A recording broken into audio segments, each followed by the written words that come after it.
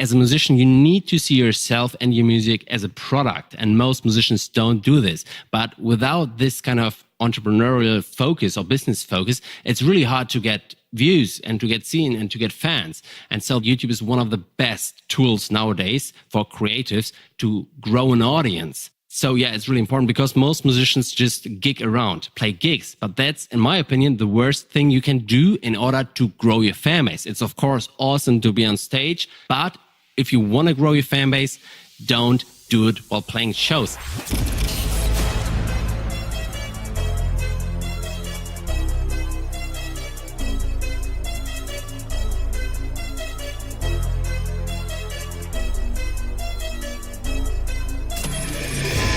This is the Maverick Show, where you'll meet today's most interesting real estate investors, entrepreneurs, and world travelers, and learn the strategies and tactics they use to succeed. And now, here's your host, Matt Bowles.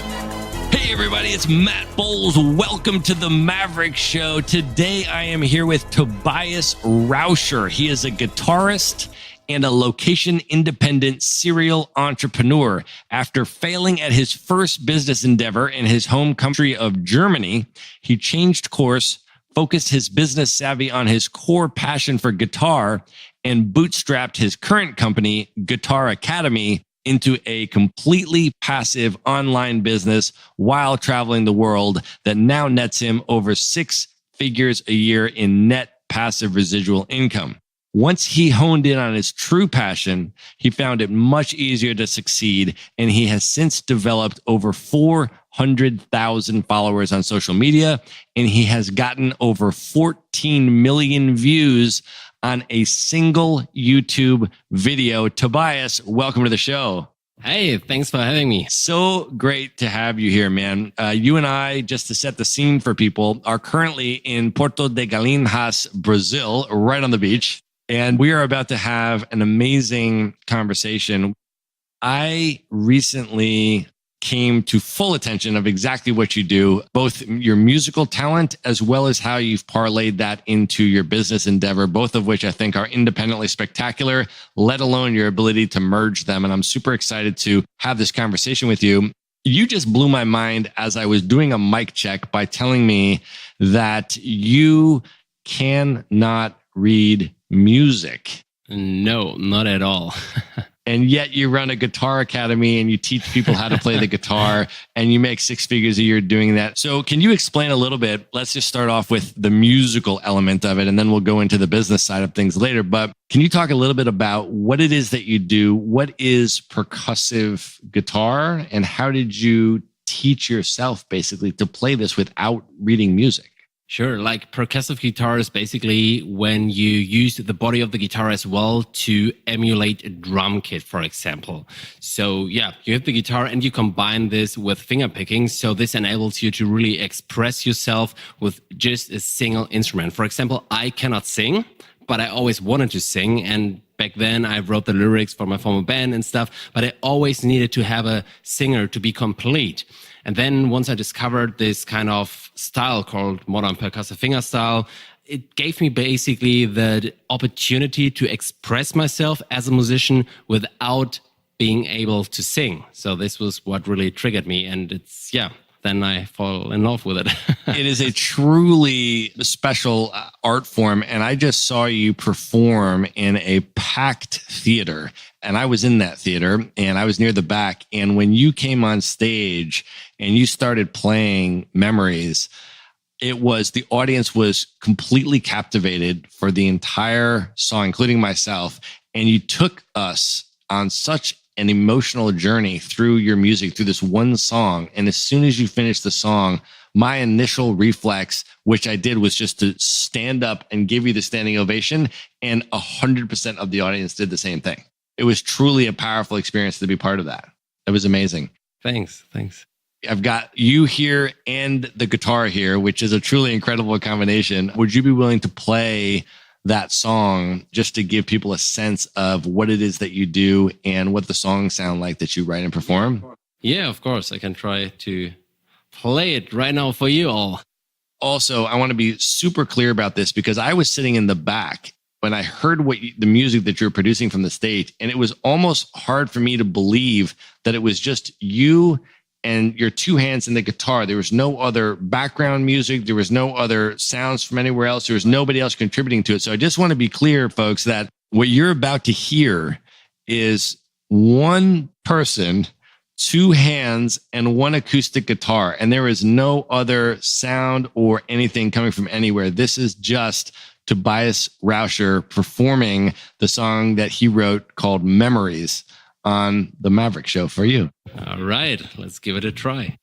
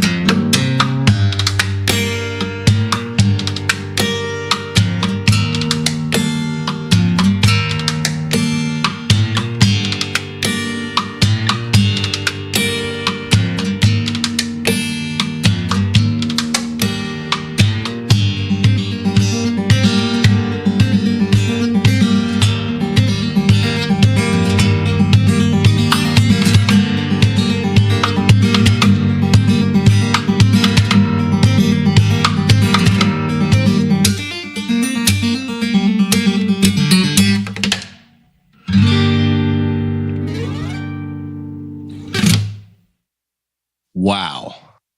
Thank you for that. This is the song that I just heard you play in front of a completely packed theater of hundreds of people. And I literally just got a solo performance 2 feet away from me in the studio. I am thoroughly appreciative of that experience. Wow. Thank you. So can you talk a little bit about how you went about and how you go about creating songs like that, how you learn to play this type of music? Yeah, sure. Actually, I started out by playing the electric guitar when I was 14. So it was really into rock and heavy stuff, and I needed distorted sound. Actually, the funny thing is I started with kind of an acoustic guitar book, and I learned the folk songs, and I hated this stuff because I wanted to play this rock stuff. And I almost gave up playing the guitar after half a year because I just didn't like what I was doing with the guitar or what I was taught. And then a friend of mine showed me how to play a power chord. And I was like, wow, that's so cool. And then were able to cover like songs from Nirvana, The Offspring and stuff like this. And then I really got into guitar playing, played up to 6 hours a day. And after around 10 years playing the electric guitar, I reached a certain plateau where I was not really challenged anymore. And I kind of lost interest.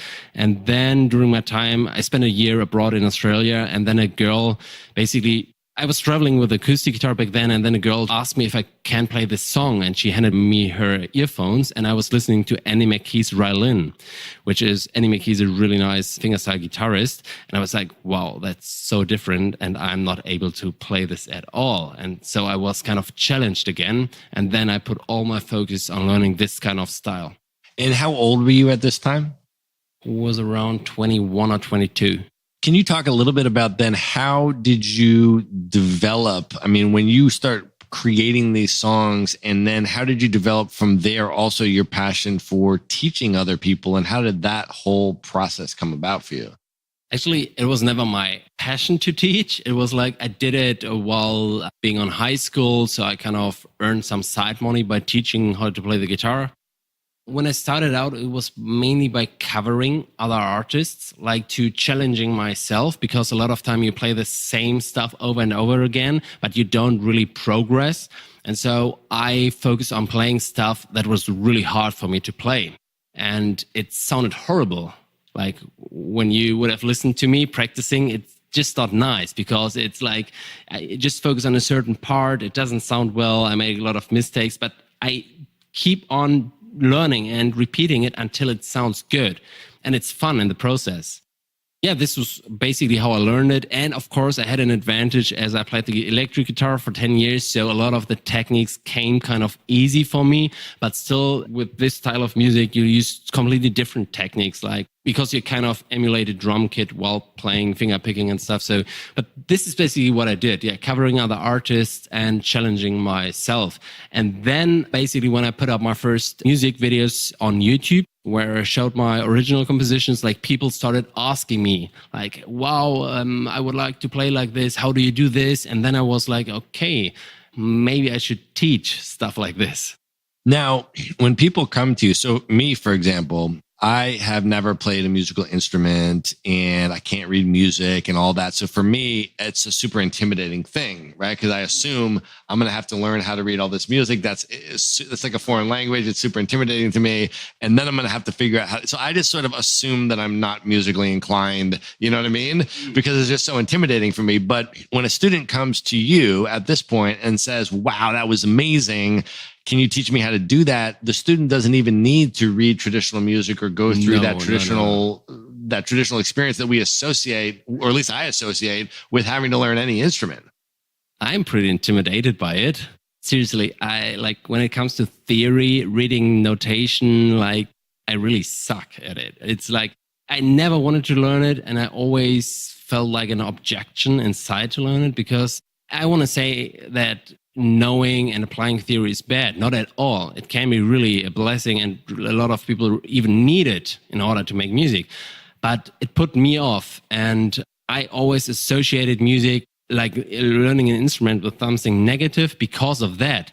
In my personal opinion, you don't need theory to write awesome songs, because musical is something that comes from the heart, from within, and you hear sounds well or not. I can give you an example. And I always use these really weird tunings, like open tunings, and I don't play in standard tuning. But for example, if I want to fret a pretty simple C major chord in this tuning I'm on, it sounds like this, and that's kind of strange. And then I just start figuring out, like, how can I come up with something that sounds nice? And I just reposition my fingers until something sounds nice. And I'm like, I don't know what chord I'm playing right now. Not at all. That sounds fine. Let's keep on doing. Okay, that's a different, interesting sound. Maybe I move it over here. Maybe I change some bass notes like this. And and here we go. I don't even know what I'm playing, but it sounds nice. And that's totally enough to keep on writing a song, making something out of it. And this is basically the approach I use. And I call this the Columbus effect, because it's kind of like you're arriving somewhere and you don't know nothing. I have this tuning. I mean, I know this tuning by now because I use it often, but sometimes I just retune a certain string I kind of format my head and my knowledge. So I cannot use any chords I know. I cannot use any scales or whatsoever because I'm totally lost on the fretboard. And then I have to start from scratch. And I really start with like playing an open string. And then a lot of times it doesn't sound nice, but then eventually I find something, a little riff or lick, we call it, like that sounds really nice. And then I keep on working on this and making it really nice. And this is how I usually write my songs. And I think this is a really creative process. That is amazing. And so as you're moving along through creating the song and writing a song and creating a musical piece like this, do you just memorize and remember what you did along the way, or do you transcribe it down so you won't forget it? Or what's your sort of process for quote unquote writing a song? Yeah, I basically really memorize everything. At least I try to. And to be honest, I forgot so many really nice riff ideas I had. So I usually record them. As soon as I come up with a nice riff, I just record it so I kind of have it. But if I have a riff that I really like, I usually play it that often, like it can be hours. I repeat it. I try to work further on it to make a song out of it. So it really, because of the repetition, it really gets like deep inside your brain or wherever, and you just remember it. And then eventually, like, for example, if I come up with a finished song or if I put something on YouTube, I kind of tab it out. Tablatures, which are basically like a translation for notation. So it's a different way to transcribe music. A way easier and intuitive one. And then I write it down and I sell tabs on my website, for example. And sometimes I share these tabs as well for free so others can learn how to play what I'm doing. So when you're teaching your students how to do this, are you teaching them both how to play, for example, songs that you've written perhaps, and you're teaching them how to replicate what you do and how to deliver a song? And then are you also teaching them about the creative process for how they can be their own artists and invent their own music by ear in the same way that you do? Yeah. Basically, my Guitar Academy is like a membership site with tutorials and different courses. And I teach exactly this. So like one part of my Guitar Academy is like, let's say, my own song tutorials or song courses where I really teach how to play my songs in depth, step by step, so people can just learn how to play my songs. On the other hand, I teach all the techniques and skills that you need in order to play stuff like this, and as well the songwriting process. So one lesson of mine is as well the Columbus effect, and we start by just retuning one string and try to come up with the creative riffs. So this creative songwriting approach and how to structure your songs and all that stuff. But it's all like without theory. It's more like with skills, techniques, and the right approach and mindset. Let's backpedal a little bit because I want to talk about your entrepreneurial journey and your business background and experience, because ultimately I think what's amazingly fascinating about you is how you've melded both your musical art and also your entrepreneurship. So we just sort of went through a little bit of your musical trajectory, but let's go back and talk about your business and your entrepreneurial trajectory. How did you initially become an entrepreneur? How did you get that drive? And what were your initial attempts to go in that direction? I think it started all when I was taking that gap year, and it was in 2007. And I think it was on my way from New Zealand to LA. And I picked up this book for our work week by Timothy Ferriss. And this was like my first book I read about this entrepreneurship and having a different mindset. And this kind of really blew me away back then. And then I was like, okay, I kind of want to do my own thing. I don't want to work for somebody else. And I want to travel around. So I was like, okay, I want to create this life that I dream of. So I wanted to be free. So freedom is really important for me, not dependent on a company or a boss or whatever. And yeah, then what did I do? Based on this, I actually studied international business and management because back then I wanted to combine my passion for music with entrepreneurship, kind of, because I wanted to start working in the music industry. Then I did an internship at Warner Music, noticed or that kind of corporate life is not really what I wanted to do. And back then, at that time, Warner Music was making the contracts with Spotify. And so I kind of got a glimpse of the startup scene because I was like, hey, what kind of company is that? And that's kind of a smart approach and disrupting the music industry. And so, yeah, I got into the startup scene and I had a lot of ideas in my head, but basically I kept true to my passion and founded an online music school, a centralized e-learning platform for music. I found a technical co-founder. We were actually 7 people in the company. We got venture funded by 2 of the biggest German media corporations, ProSiebenSat.1 and Axel Springer. And so, we got some venture capital. And but after, I think, almost 2 to 3 years, we kind of didn't reach our revenue goals, didn't get the follow-up investment, and then we had to close down the company. So this was kind of my first company and my first big failure, but I don't want to call it failure. Like it is objectively, it's a failure because we had to close the company down. But for me, this was kind of the best business education I could ever have because I learned so much from, my mistakes actually and failing. What were your biggest takeaways from that? I mean, I agree 100% that, any successful entrepreneur, 100% of entrepreneurs that I have talked to have failed usually more than once in their endeavors. And the successful ones are the ones that are able to fail and take things from their failures and apply those lessons to their next endeavor and continue to apply and apply and apply until eventually you create a successful endeavor. What were some of your biggest takeaways or lessons that you learned from that first business endeavor that you then applied later on and helped you succeed? One of the biggest lessons for me was basically a personal lesson because back then I was, so to say, the CEO of that company.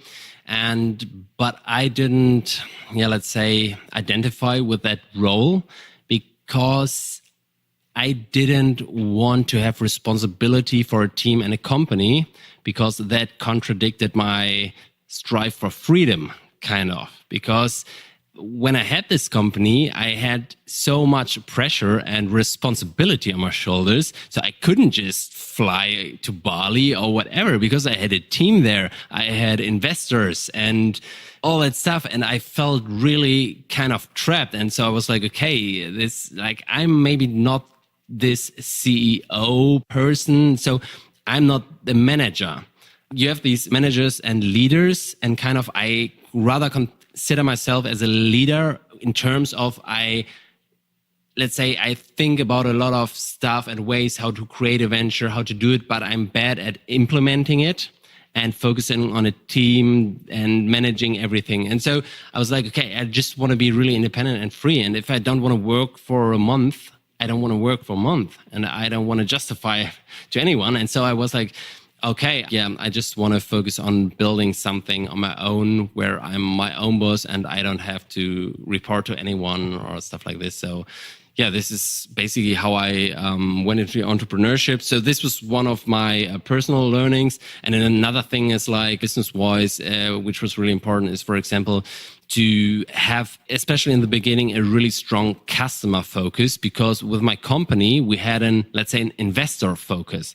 Because what I did as an CEO was to convince investors to invest in our company. So I flew around, I went to conferences, I went to investor meetings, I was working on my pitch decks, on the liquidation plans, on the 4-year forecasts, and all that stuff. This was what I'm focusing on. And we even raised a lot of money before having our first 10 customers. Like I basically sold the vision to our investors instead of selling my product or our product to our customers. So the totally wrong focus. So I would definitely, like with everything or everyone who asks me, I always say, focus on your customers first. Get your first customers first and kind of gives them something they really desire and give them value instead of focusing on other stuff. I think that makes a lot of sense. And a lot of that resonates with me in terms of understanding that if you do bring on investors, in many ways, you are bringing on a boss of some kind because you are creating an accountability relationship where people have very specific expectations of you and you have deliverables in a particular way that is different when you bootstrap a company and when you are really, piloting that and financing it yourself, which is what you eventually ended up doing with Guitar Academy, right? It is a bootstrapped business that you built in with your own vision and then implemented it with your own vision in a particular way. And what were some of the techniques that you used or business building strategies that you used that made Guitar Academy so successful when you turned to that endeavor? Like, maybe start with like how it came about and how that particular vision congealed. And then what was the business building path that you took to bring that to fruition and make it successful? So I definitely wanted to have a business that separates my time from my income. That was really important for me. And another thing that was really important was to start by having a strong focus on a certain niche.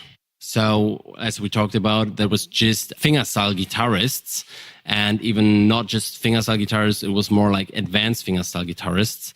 So you wanted to go into a particular niche with your business and you saw the vision that you could add value and focus on this one particular niche. And then what were the business lessons that you implemented, from all of your past entrepreneurial experience that you sort of credit in terms of really taking this? Because you've only been doing this for what? Guitar Academy is what, 3 years? I started my Guitar Academy in August 2015. So around 3 years. Yeah, so just over 3 years old. And you've taken it from scratch to now 6 figures of passive income per year. I mean, that's a big jump, from 0 to 6 figures in just 3 years. And to have it fully automated is quite amazing. So how did you sort of build it that quickly? And what techniques did you use to accelerate that fast?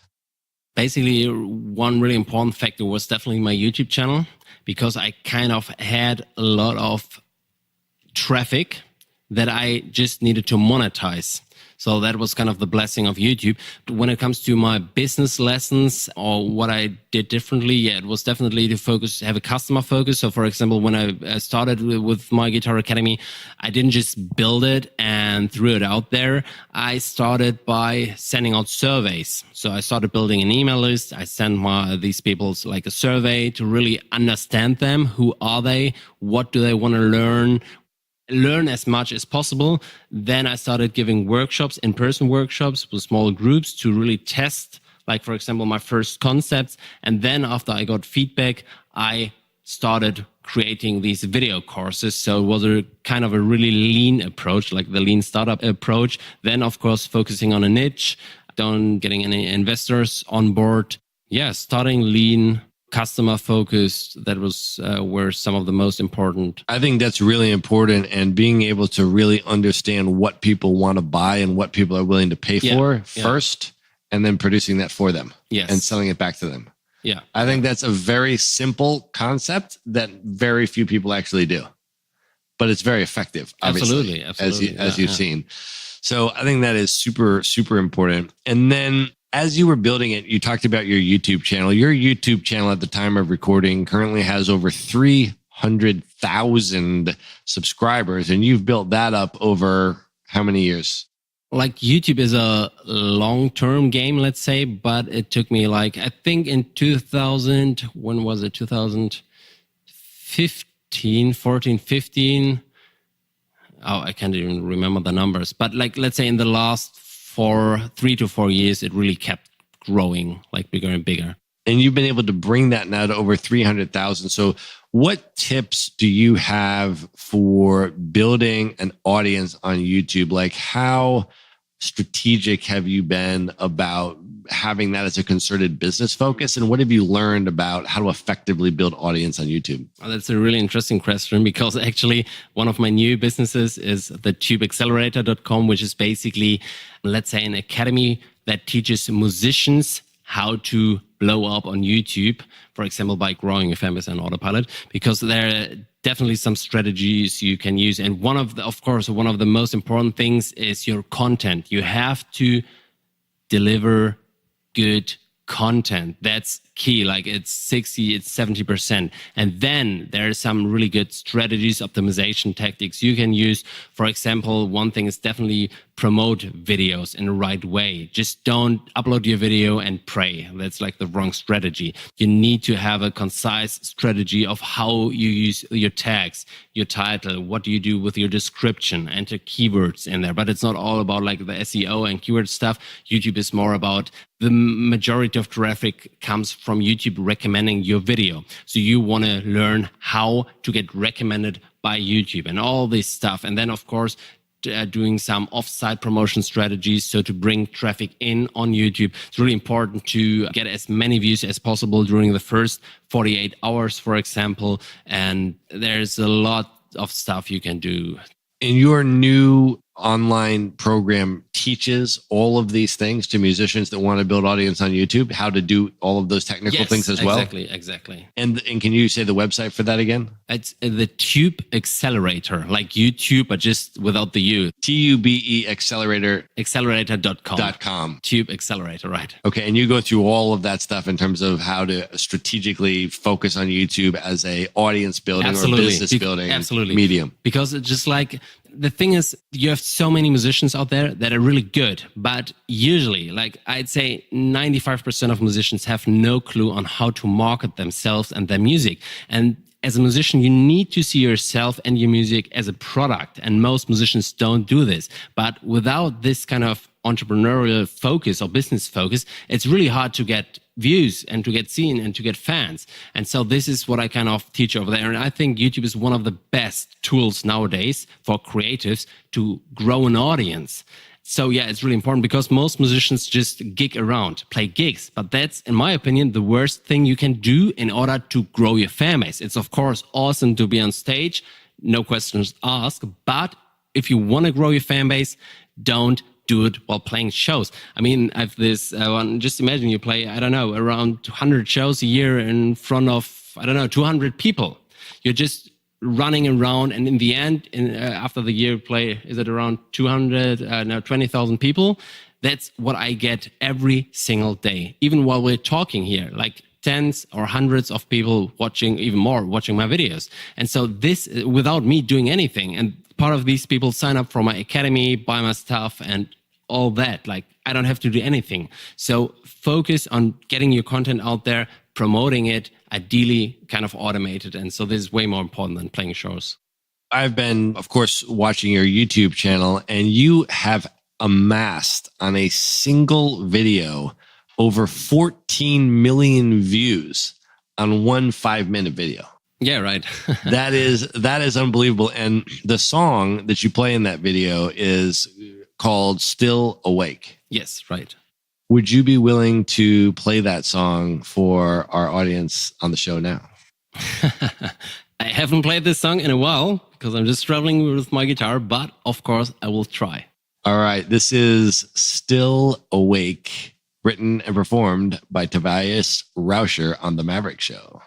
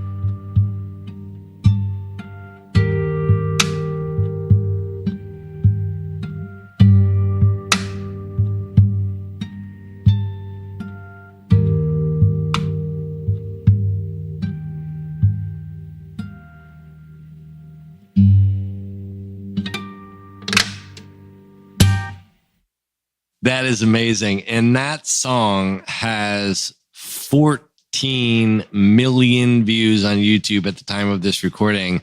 Folks, one of the reasons I want to send everyone to your YouTube channel is because this is an audio podcast. And so they're able to listen to hear how that sounds. But I am sitting 2 feet away from you and I am watching how you are playing that song. And the visual is just extraordinary. And on your YouTube channel, they can actually see exactly what you're doing. I mean, that's why I'm describing this to people. And I'm just going to say it again.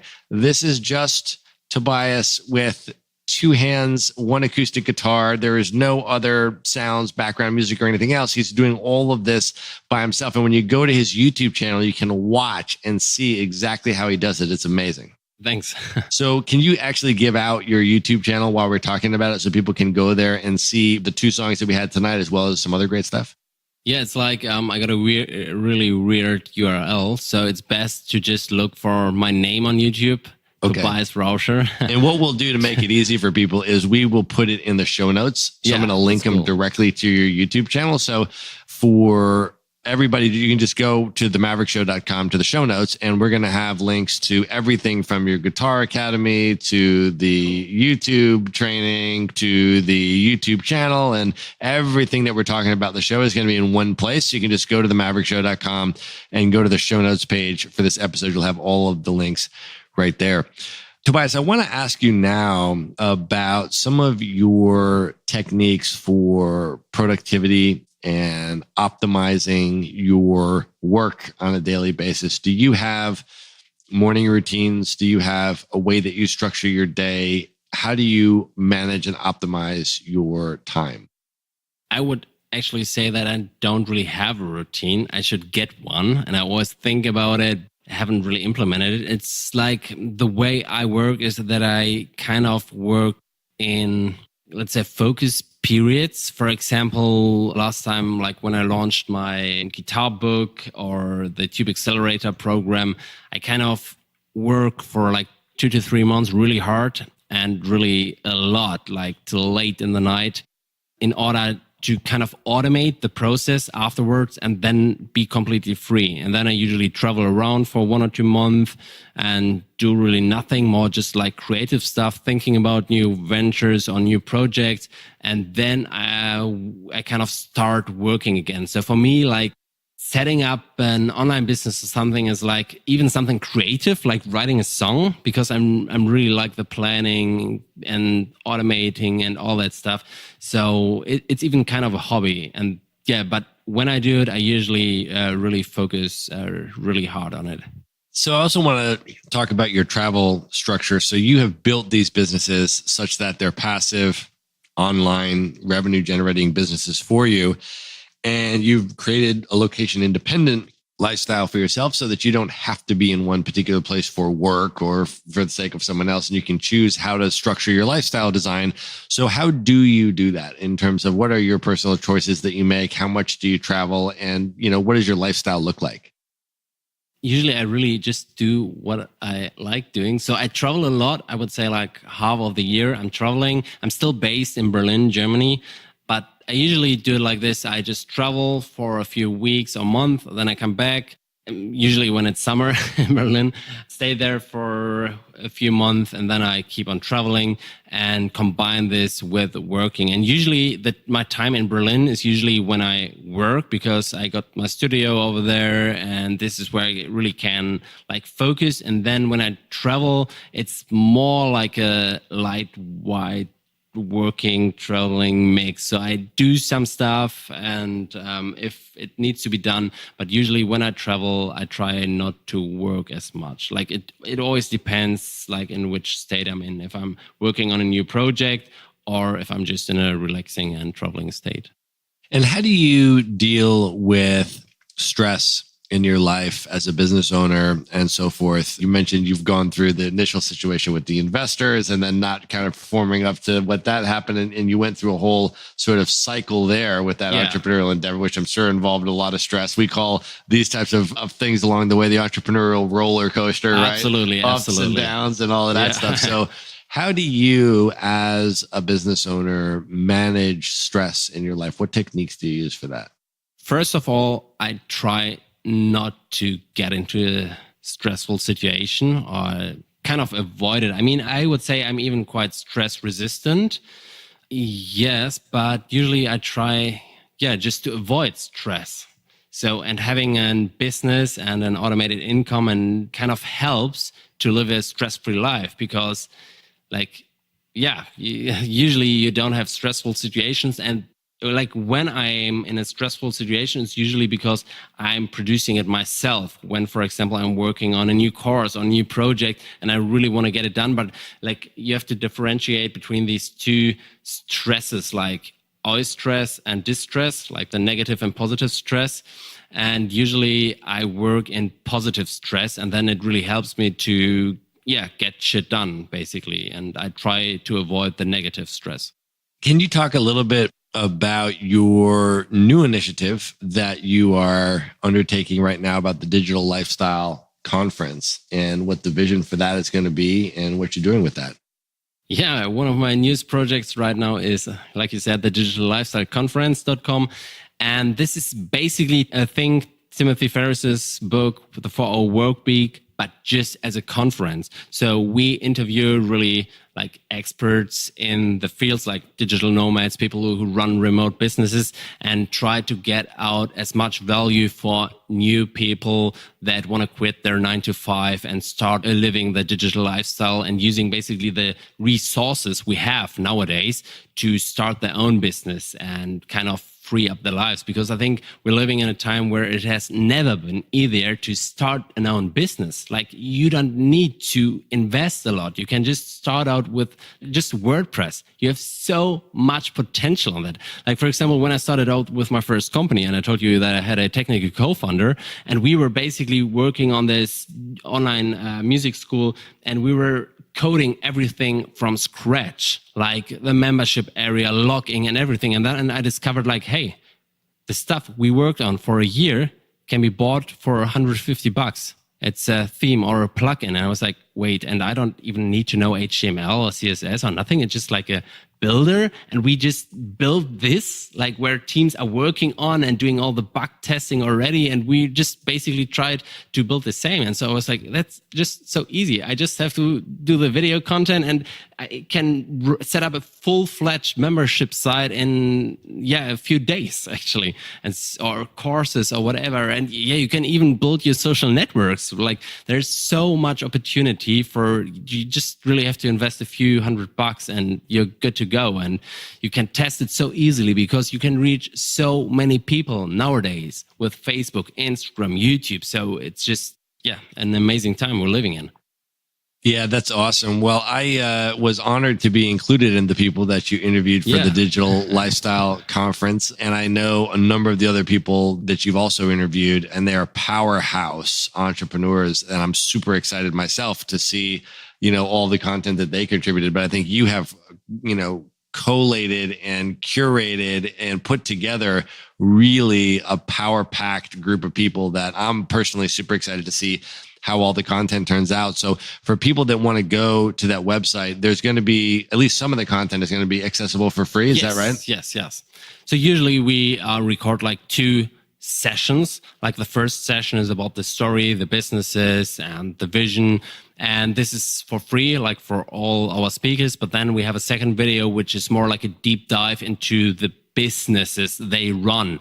Like we're talking about the revenue numbers, like the revenue streams, about marketing techniques, how they started, how they would start from scratch, like if they lose anything with their learning. So we try to get out as much value and learnings as possible for new people to get inspired and learn how to start their own ventures and free up their time and lives, basically. Yeah, I thought that the questions that you guys put together were really fantastic and really high value to draw that information out. And then I think the entrepreneurial lineup that you put together is formidable and impressive. And so we're going to link that up in the show notes as well, so people can check out the digitallifestyleconference.com as well. So all of the stuff we're talking about will be in one place in the show notes. So you can just go there and see all of it. So Tobias, are you ready to close this out with some lightning round questions? Sure. The lightning round. All right. So these are just sort of quick questions here. what is one book that you would recommend that has most influenced you? Let's say other than the 4-Hour Work Week, which you already mentioned, and we both have influence from that. But other than that, what's one book that you'd recommend? One book is definitely The Code of the Extraordinary Mind. This is a really good book, I think. We're going to link that book in the show notes as well, for sure. Okay, what is one app or productivity tool or gadget that you're currently using that you'd most recommend? Like I use Trello a lot to organize everything, like all the projects, and I collaborate with people I work with over there. So, and one, let's say, a service I use often is Upwork as well to find virtual assistants and to outsource tasks. And I think it's really powerful and it's a big help for me. If you could go back in time and give one piece of advice to your 18-year-old self, what advice would you give 18-year-old Tobias? Okay. Based on everything that you've experienced up till now. Yeah. I would say worry less. Worry less. Yeah. And just do it, because I tend to overthink things. Like I think a lot, way too lot. And I mean, I'm really detail focused, which is kind of nice, especially when it comes to music and stuff. But when you start a business, and I'm still struggling with this, because I could set up things way faster if I, let's say, would sacrifice on one of the, for example, designs. And I still love designing myself. So all my websites, I design it myself because I just love it. For me, it's like a passion to set up my website design. It's a creative process. And so, but letting go of it or just outsourcing this would be way more efficient on, like, when you think business terms. But so I still keep struggling with this, and I want to focus on the colors and the logo and all that stuff to make the site pretty. And so it's like, for me, like a song, like a creation of something. And some people who are, for example, way more successful, they just don't like bother about stuff like this. They just execute. And this is, I think, of course, more efficient and better on the business side of things. But I'm not as good at this, because I would never want to launch a site that looks ugly in my eyes or something like this. But this is a point. On the one hand, I think I should overcome this. On the other side, it's still, for me, a lot of fun, and I like focusing on the details. What are your top 3 favorite travel destinations that you've ever been to that you would most recommend other people visit? All right. So I really, really like Thailand, like especially Koh Tao. It's like just this country is just so easy to travel. The people are so nice. The food is awesome, and the islands are amazing. So that's, I really like Thailand. Then I just been there once, but I really like New Zealand, actually. So for me, it was a totally different world. Like when I stepped out of the plane, I was like, where am I? I don't know. In some countries, you just have to be there to really understand them and feel these countries. So I was just, mesmerized by how beautiful this country is. And number 3, actually, to be honest, I like Spain a lot. Like usually I'm from Europe, and usually for us Europeans, it's like we want to go as far away as possible, and the grass is always greener on the other side. But then when you travel and go to the Caribbean or all these faraway countries, and sometimes you just think like, hey, like just Spain in Europe is so beautiful. Mallorca, like it's such a beautiful island. And so, I really like Spain. I agree with that. I have spent now about probably over 4 months in Spain, living in the different places from the Basque country in the north to San Sebastian. I was just there this year. In fact, in San Sebastian and Barcelona and Catalonia, and then I've spent time in Andalusia and Madrid, and all the places in Spain are just so different. The Balearic Islands, as you mentioned, the Canary Islands. I mean, there's so much there, and it's just an incredible place. I would agree that would be very high on my European list for sure. What are your top 3 bucket list travel destinations you've never been to that you most want to go, that are highest on your list right now? So I have first check mark Brazil, because I always wanted to go there, and here we are. Here we are. So, and then I definitely want to go to Iceland and Patagonia. Nice. I was just skiing in Patagonia last year. Went to Bariloche in Argentina and skied the Andes Mountains. Nice. And that is a really special experience for sure. Awesome. So that's a great one. All right. Last question. And then I want to ask you to let people know how they can find you and follow you on social media and all that kind of stuff. But one piece of advice that you would have for entrepreneurs, people that are getting into the game, maybe earlier stage in the process and starting out their business building venture, with all of your experience, what is one tip that you would give to people getting into the entrepreneurial game? One tip is definitely just do it, because I think most people block themselves or are their main biggest enemy when it comes to just starting, because usually people procrastinate and come up with so many reasons why not to start. And I think, you have to start with yourself. That's the most important part. So overcome your objections, your worries, your negative thoughts, and just do it. Just do the first step, and then that will lead to the next step, and so on. But you just have to start. Even if you're uncertain, not sure where to start, just go the first step and leave your objections behind. I think it starts all within you. I love that advice. I agree 100%. Okay, Tobias, how can people connect with you, find you, follow you on social media? Where do you want us to send people? Right. Yeah. You can follow me on Instagram. Oh, my Instagram handle is, I think, Tobias.Rauscher or Rauscher.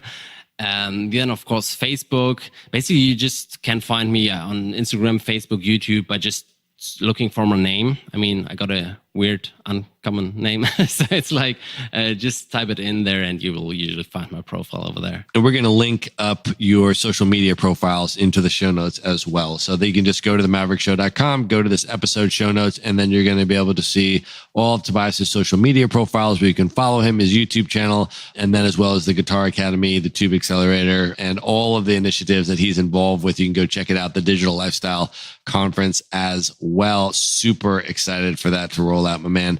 Tobias, thank you so much for being here, man. This has really been fantastic. Thank you for having me. It was a pleasure. All right, everybody. Good night.